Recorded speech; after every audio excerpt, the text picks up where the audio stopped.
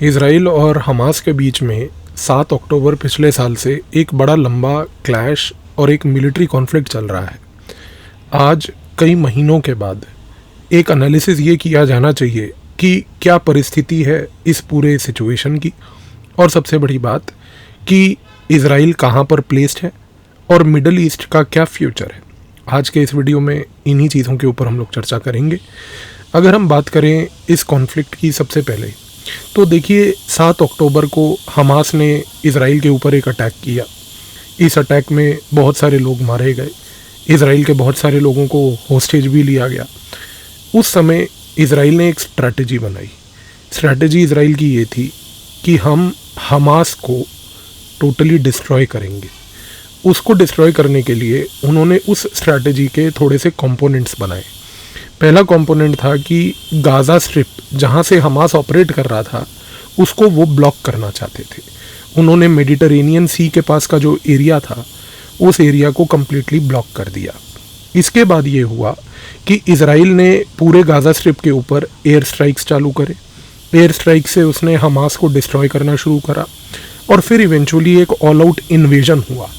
इस इन्वेजन के बावजूद प्रॉब्लम ये है कि आज इस लड़ाई को कई महीने हो गए हैं, लेकिन ये लड़ाई किस दिशा में जा रही है, इस दिशा को समझने के लिए एक पूर्व इजराइल डिफेंस फोर्स के बड़े वरिष्ठ अधिकारी का अगर हम स्टेटमेंट हाल ही में दिया गया है उसको देखें तो उससे बड़ी चीज़ें समझ आती हैं। इजराइल डिफेंस फोर्स के एक पूर्व बहुत ही बड़े आला अधिकारी ने जो स्टेटमेंट हाल ही में दिया है उसमें उन्होंने कहा कि इजराइल जिस पाथ पे चल रहा है कि वो हमास के साथ लड़ने की कोशिश कर रहा है वो उसमें कभी कामयाब नहीं होगा। उनका मानना ये भी था कि इजराइल कामयाब इसलिए नहीं होगा क्योंकि हमास जिससे वो लड़ रहा है वो केवल एक पार्टी नहीं है, वो केवल एक ऑर्गेनाइजेशन या संस्था नहीं है। हमास एक आइडिया है। हमास लोगों के मन में बस चुका हुआ एक आइडिया है और वो हमास को मिलिटरीली उसके स्ट्रक्चर्स को डिस्ट्रॉय कर सकता है, लेकिन हमास का जो पूरा का पूरा आइडिया लोगों के मन में बस चुका है वो उसको डिस्टर्ब करके डिस्ट्रॉय नहीं कर पाएगा। इस चीज़ को समझने की आवश्यकता है कि इजराइल के सामने जो लड़ाई है वो लड़ाई केवल एक मिलिट्री लड़ाई नहीं, एक आइडिया की लड़ाई है। अब सबसे बड़ी बात यह है कि 7 अक्टूबर को जब ये इंसिडेंट लास्ट ईयर हुआ उस समय इजराइल की जो इंटेलिजेंस मोसाद थी और साथ में इजराइल की जो गवर्नमेंट थी, इजराइल की जो आर्म्ड फोर्सेस थी, उन्होंने एक स्ट्रैटेजी बनाई। स्ट्रैटेजी ये थी कि हमें एक क्विक विक्ट्री चाहिए। इस क्विक विक्ट्री के लिए उन्होंने स्ट्रैटेजी में जो सबसे पहला कंपोनेंट डाला वो ये था कि हमास को स्ट्रक्चरली डिस्ट्रॉय करो। स्ट्रक्चरली डिस्ट्रॉय करने का मतलब ये है कि हमास का जो नेटवर्क बना हुआ है गाज़ा स्ट्रिप में, हमास का जो पूरा लॉजिस्टिकल नेटवर्क है टनल्स के थ्रू जो गाज़ा स्ट्रिप में बना हुआ है उसको डिसमेंटल करो। उसके लिए आपको बम्बार्डमेंट करनी होगी, उसके लिए आपको एयर स्ट्राइक्स करने होंगे, ड्रोन वॉरफेयर करना होगा, इन चीज़ों का प्रयोग करेंगे। इसराइल ने फिर ये भी सोचा कि इस पूरी स्ट्रैटेजी में हम हमास के जितने भी लीडरशिप हैं उसको भी आइसोलेट कर देंगे और मीनवाइल जितने भी होस्टेजेस जो इसराइल के लोगों को कब्जा करके हमास ने रखा हुआ है उनको भी हम रिहा करा लेंगे। लेकिन इशू क्या हुआ? इशू ये हुआ कि जब इसराइल ने गाज़ा स्ट्रिप पे अटैक करना स्टार्ट किया, इस अटैक के बाद सबसे बड़ी चीज़ ये हुई कि उस समय इसराइल की पूरी कैलकुलेशन गड़बड़ा गई। इसराइल का सारा फोकस सिर्फ और सिर्फ गाज़ा स्ट्रिप पे था। इसराइल का सारा फोकस था कि जो हमास गाज़ा स्ट्रिप में है। इसराइल ये चीज़ को समझ नहीं पाया कि हमास सिर्फ गाज़ा स्ट्रिप से तो ऑपरेट कर ही रही है, लेकिन हमास के पीछे का जो आइडिया है वो है ईरान। हमास के पीछे की जो बैकिंग है वो है हिजबुल्ला। हिजबुल्ला एक ग्रुप है, इसका नाम है पार्टी ऑफ द गॉड। ये एक मिलिशिया ग्रुप है, लेकिन इस मिलिशिया ग्रुप को ईरान ने क्रिएट जब किया तो इसको क्रिएट किया शिया लोगों के इंटरेस्ट को सेफगार्ड करने के लिए लेबनान में। तो आप समझिए, हिजबुल्ला ईरान क्रिएट करता है एक मिलिशिया ग्रुप के तहत, उसको क्रिएट करता है लेबनान में जहाँ पर शिया पॉपुलेशन है, और वो बोलता है कि ये मिलिशिया ग्रुप जो है शिया के इंटरेस्ट्स को फर्दर करेगा। लेकिन ध्यान दीजिए, ईरान की स्ट्रैटेजी ये थी कि हिजबुल्ला वैसे तो एक मिलिशिया ग्रुप होगा, यानी कि आर्मामेंट के थ्रू फायरिंग करेगा, मारेगा, काटेगा, लेकिन इस मारकाट को अगर उसने एक कवर देना है, तो वो कवर कैसे दिया जाए, क्योंकि अगर आप एक मिलिशिया क्रिएट करेंगे तो वो तो टेररिस्ट ग्रुप डिक्लेयर हो जाएगा, और जैसे ही वो टेररिस्ट ग्रुप डिक्लेयर होगा तो ईरान बैक्ड हिजबुल्ला ऑपरेट ही नहीं कर पाएगा। तो ईरान ने क्या किया, उसने इस मिलिशिया को बैक करने के लिए उसको एक पॉलिटिकल कवर दिया, हिजबुल्ला को एक पॉलिटिकल पार्टी बना के भेजा। हसन नसरल्ला उसका लीडर है। लेबनान में आज की डेट में जितने भी शियाज हैं वो हिजबुल्ला को वोट करते हैं, हिजबुल्ला को सीटें मिलती हैं लेबनान में। और आज जब उसको सीटें मिलती हैं तो चीज़ को समझिए कि लेबनान के पावर स्ट्रक्चर में जब हिजबुल्ला आएगा तो उस पावर स्ट्रक्चर से लेबनान में हिजबुल्ला को फंडिंग मिलेगी, वो भी लीगल फंडिंग। इसके साथ साथ ईरान उसको इलीगली कोवर्ट फंडिंग करेगा। तो लेबनान में एक पॉलिटिकल बेस बना के लोगों का सपोर्ट लेके आज हिजबुल्ला पूरे के पूरे लेबनान से इसराइल के ऊपर अटैक करता है। अब आप अगर जोग्राफिकल लोकेशन मैप में कभी देखें तो आपको एक बड़ी सरल सी चीज़ समझ आएगी। इसराइल के नॉर्थ में लेबनान है, यानी कि इसराइल के ऊपर लेबनान है। अब हुआ क्या, हुआ ये कि जब इसराइल ने अपनी स्ट्रैटेजी गाज़ा स्ट्रिप को लेके बनाई, उस गाज़ा स्ट्रिप की स्ट्रैटेजी में सबसे बड़ा प्रॉब्लम क्या आया, सबसे बड़ा प्रॉब्लम ये आया कि जब उसने गाज़ा स्ट्रिप में हमास के ऊपर अटैक करना शुरू करके अपनी सारी होल ऑफ गवर्नमेंट अप्रोच के तहत पूरी आर्म्ड फोर्सेस को वहाँ पे लगा दिया, तो प्रॉब्लम ये आई कि उस समय ईरान के कहने पे हिजबुल्ला ने नॉर्दर्न पार्ट से एक फ्रंट खोल दिया।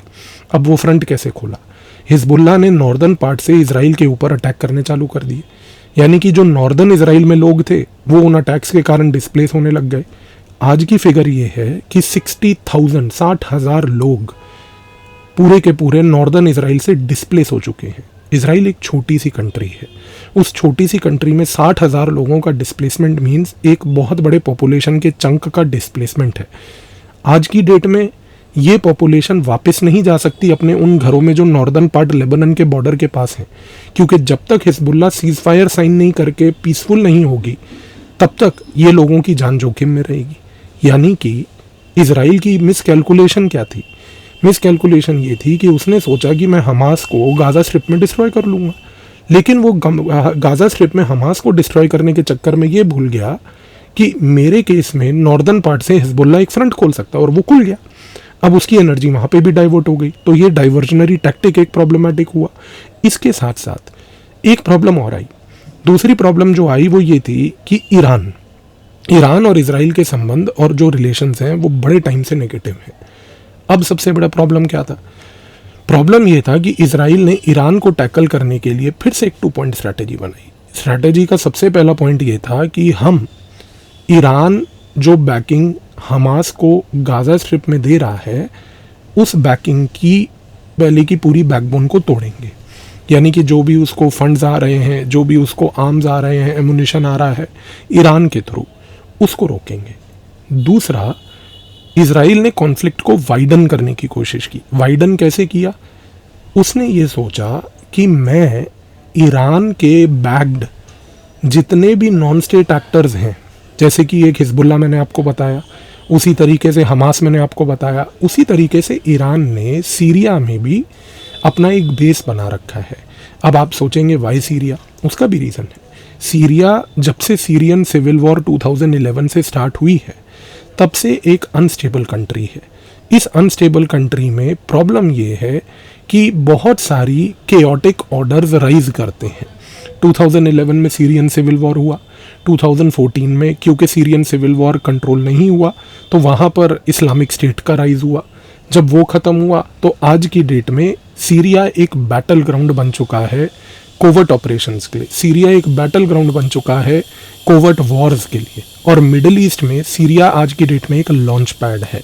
तो ईरान ने अपने सीरिया में बहुत सारे कोवर्ट ऑपरेशंस को जो वो इजराइल के खिलाफ रन कर रहा है या जो बाकी सुन्नी मुस्लिम्स हैं उनके खिलाफ रन कर रहा है, उनको लेके वहाँ पर उसने अपने पूरे के पूरे लॉन्च पैड्स बनाए हुए हैं।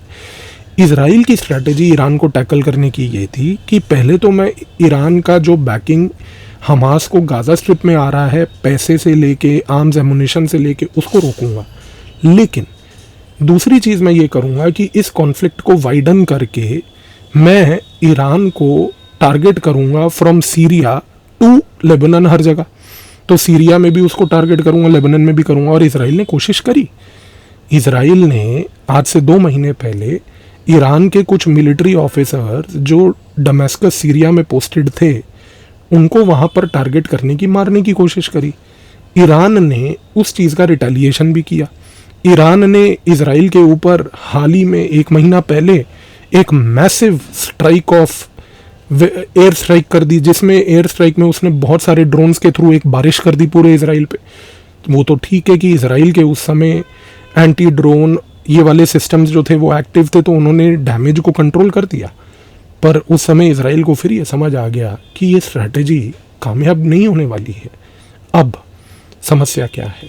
समस्या ये है कि इजराइल इस समय ना तो गाज़ा स्ट्रिप में हमास को कंट्रोल कर पा रहा है, ना ही इजराइल इस समय फॉर दैट मैटर लेबनान में हिजबुल्लाह को कंट्रोल कर पा रहा है, और वो ईरान से इस समय पंगा ले नहीं पा रहा। अच्छा, अब ईरान के साथ अगर मान लीजिए इजराइल को एक ऑल आउट वॉर लड़नी है तो वो इजराइल अकेले नहीं लड़ सकता। उसके लिए उसको अमेरिका की सहमति चाहिए, अमेरिका का सपोर्ट चाहिए। अमेरिका ने ये बात कैटेगोरिकली बोल दी है। अमेरिका ने कहा है कि भाई ईरान के साथ we don't want a war, Iran के साथ हमें इस समय कोई कॉन्फ्रंटेशन नहीं चाहिए, क्योंकि अमेरिका में इलेक्शंस हैं इस साल नवंबर में। तो इस समय कोई भी अमेरिका की पॉलिटिकल पार्टी इजराइल को इस लेवल पे सपोर्ट नहीं करेगी कि वो ईरान के साथ एक वॉर की सिचुएशन में आ जाए। वो ये ज़रूर सपोर्ट करेगी कि ठीक है आप लड़ते रहिए, ये जो एक्टर्स हैं इनको टारगेट करते रहिए, लेकिन वो ये नहीं चाहेगी कि ईरान के साथ एक ऑल आउट वॉर हो जाए। तो यूएस ने कैटेगोरिकली मना कर दिया इजराइल को कि नो वॉर विद ईरान। अच्छा, अब ईरान ने जब अभी इजराइल के ऊपर वो ड्रोन्स की और मिसाइल्स के छोटे बारिश करी, उसके बाद क्या हुआ? उसके बाद जब से इजराइल को ये बात समझ आई कि अमेरिका की बैकिंग नहीं है और ईरान से कन्फ्रंटेशन करने का कोई रैशनल और लॉजिक नहीं है, तब से इजराइल जो है ईरान को अब उस नज़रिए से एक लार्जर कॉन्फ्लिक्ट के एस्पेक्ट से नहीं देख रहा है। अब तीसरी चीज़ आती है। तीसरी चीज़ ये है कि अरब कंट्रीज़ जो मिडल ईस्ट में बाकी हैं वो किस नज़रिए से इस पूरे कॉन्फ्लिक्ट को देख रही हैं। अब देखिए, जो अरब कंट्रीज़ हैं इनके साथ अमेरिका बहुत समय से वर्क कर रहा था। अमेरिका ये चाह रहा था कि अरब कंट्रीज़ और इजराइल जो है, अरब कंट्रीज़ का जब मैं वर्ड यूज़ कर रहा हूँ तो I am referring to all those Arab countries जो सुन्नीज़ हैं, क्योंकि ईरान शिया है, इजराइल और शियाज़ की नहीं बनती। तो अमेरिका की कोशिश ये थी कि शियाज़ को काउंटर करने के लिए, यानी कि ईरान को काउंटर करने के लिए, अगर इजराइल और सुन्नीज़ एक साथ आ जाएं तो ये कलेक्टिव जो बनेगा इजराइल का और सुन्नीज़ का, इस कलेक्टिव से एक चीज़ ज़रूर हो जाएगी कि शियाज़ आइसोलेट हो जाएंगे न्यूमेरिकली भी, और मिडल ईस्ट में एक ऐसा फोर्स क्रिएट हो जाएगा कि ईरान कंप्लीटली आइसोलेट हो जाएगा।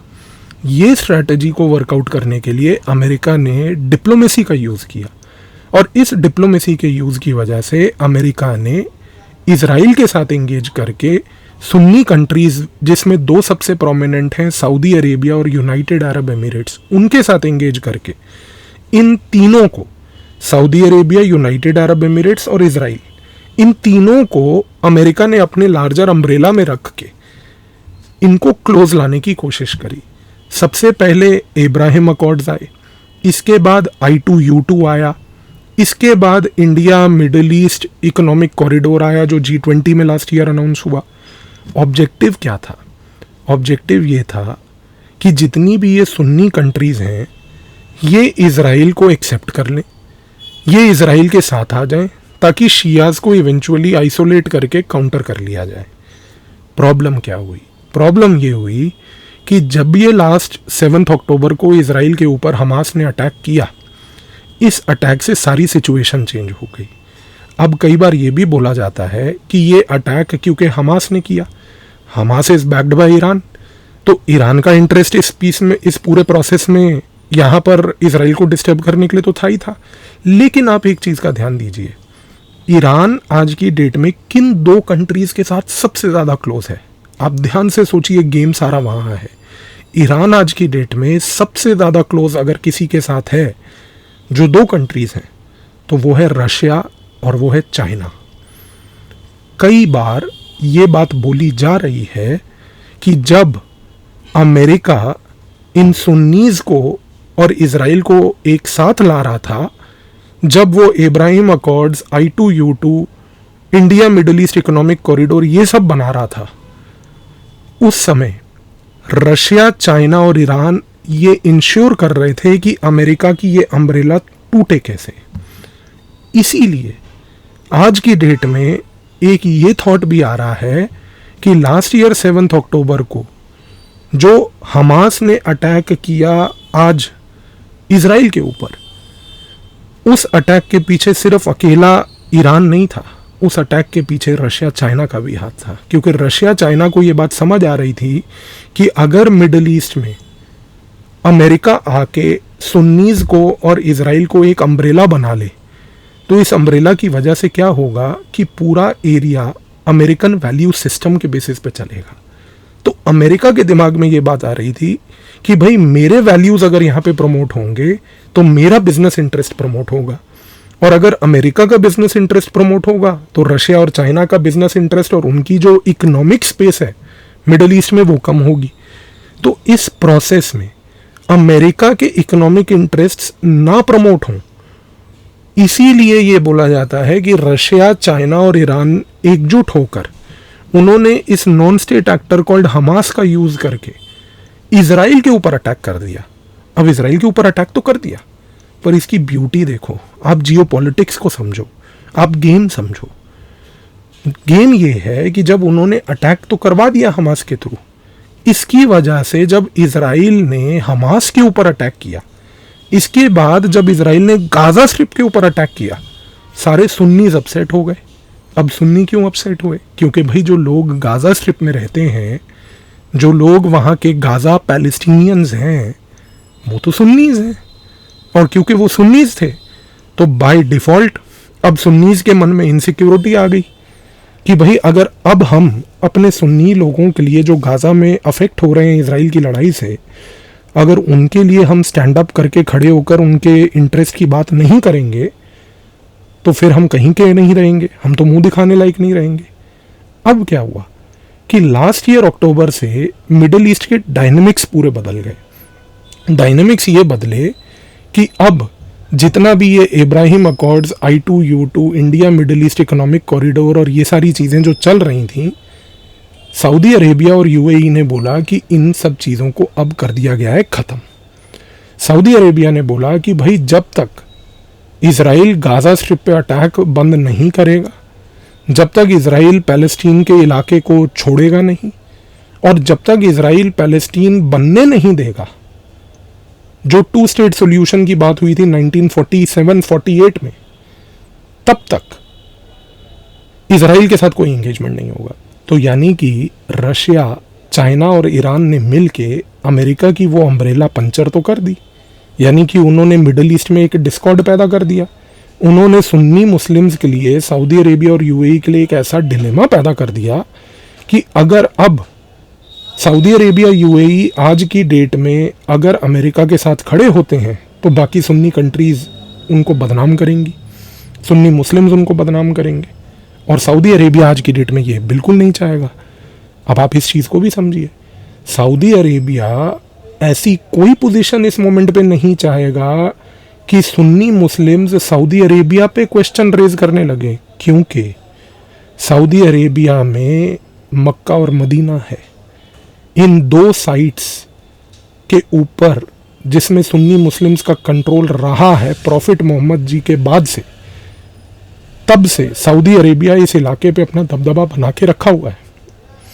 सऊदी अरेबिया ऐसी सिचुएशन क्रिएट नहीं होने देगा कि जिस सिचुएशन में कहीं ऐसी गेम ना हो जाए कि सुन्नी मुस्लिम्स ये क्वेश्चन मार्क करने लग जाएं कि सऊदी अरेबिया अगर सुन्नी इंटरेस्ट्स को सपोर्ट नहीं कर सकता तो फिर उसकी कोई क्रेडिबिलिटी नहीं है मक्का मदीना को भी प्रोटेक्ट करने की। और आप समझिए, ईरान आज की डेट में यही चाहता है, ईरान यही चाहता है कि लोग सुन्नी मुस्लिम्स सऊदी अरेबिया की सुन्नी मुस्लिम्स की प्रोटेक्शन करने वाली 2 साइट्स मक्का मदीना के क्रेडिबिलिटी पे क्वेश्चन रेज कर दें, क्योंकि ईरान चाहता है, क्योंकि ईरान को ये बात पता है कि अगर सुन्नी मुस्लिम्स की क्रेडिबिलिटी क्राइसिस हो गया तो मिडिल ईस्ट में दबदबा उसका बनेगा।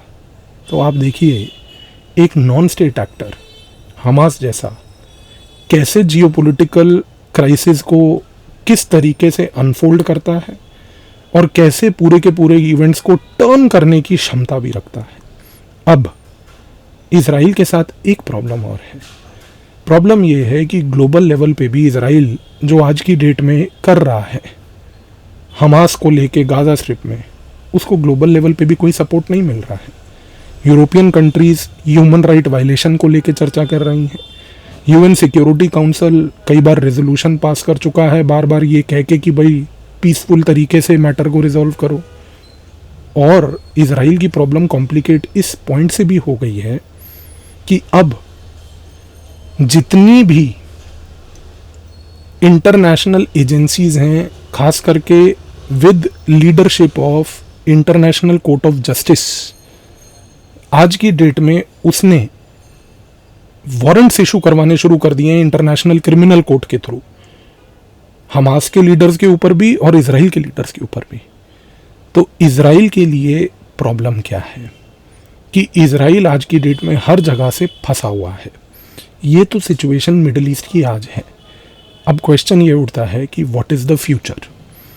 आज की डेट में अगर हम फ्यूचर देखें मिडिल ईस्ट का, तो एक चीज़ तो तय है कि जब तक गाज़ा स्ट्रिप में हमास का कंट्रोल है तब तक हमास और इजराइल के रिश्ते खराब रहेंगे। जब तक हिजबुल्ला को मैनेज नहीं किया जाएगा सीज फायर से, तब तक इजराइल का नॉर्दर्न फ्रंटियर वल्नरेबल और एक्सपोज्ड रहेगा। तीसरा कि जब तक ईरान इन लोगों को सपोर्ट करना नहीं बंद करेगा तब तक इजराइल के लिए प्रॉब्लम रहेगी। चौथा सबसे बड़ी चीज़ कि जब तक अब अरब कंट्रीज़ इजराइल का सपोर्ट नहीं करेंगे और जब तक वो ये बात बोलना बंद नहीं करेंगे कि भाई अब तो आप सुन्नी मुस्लिम्स के ऊपर अत्याचार को बंद करो, आप पैलेस्टीन के स्टेट को क्रिएट करो, तब तक इजराइल के लिए मिडिल ईस्ट में भी प्रॉब्लम रहेगी। इफ़ेक्टिवली अगर देखा जाए इन सारे पॉइंट्स को अगर आप एक्यूमुलेट करते हो तो जो एक सिंगल लाइन पिक्चर बनती है वो ये है, इजराइल इस समय एक स्ट्रैटेजिक अनसर्टिनिटी में है। ये जो स्ट्रैटेजिक अनसर्टिनिटी है इजराइल की, ये स्ट्रैटेजिक अनसर्टिनिटी इजराइल के लिए एक बहुत बड़ा प्रॉब्लम है। प्रॉब्लम इसलिए है क्योंकि इस पूरे इशू में ध्यान से ऑब्जर्व कीजिए कि इजराइल एक लड़ाई लड़ रहा है, एक वॉर लड़ रहा है, और स्ट्रैटेजिक अनसर्टिनिटी वाले सिचुएशन में वॉर कभी सक्सेसफुल नहीं होती। यानी कि इजराइल इस समय एक ऐसे सिचुएशन में है कि जब तक वो out of the box solutions को नहीं विजुअलाइज करेगा तब तक इजराइल के लिए ये प्रॉब्लम रहेगी। आज के वीडियो का primary discussion middle east specific and Israel and Hamas specific था, इंडिया स्पेसिफिक नहीं, इसीलिए मैंने इंडिया की पूरे वीडियो में कोई चर्चा नहीं करी। आई होप कि इस वीडियो के बाद आपको इस पूरे पिक्चर की क्लैरिटी मिल गई कि इजराइल के साथ मिडिल ईस्ट में जो जियोपॉलिटिकल चेंजेस हैं वो क्या हैं, कैसे अनफोल्ड कर रहे हैं, और अब आप इस समय ये क्षमता भी रखते हैं कि आपको मिडिल ईस्ट का क्या फ्यूचर सिनेरियो है वो भी अब पता होगा। Thank you.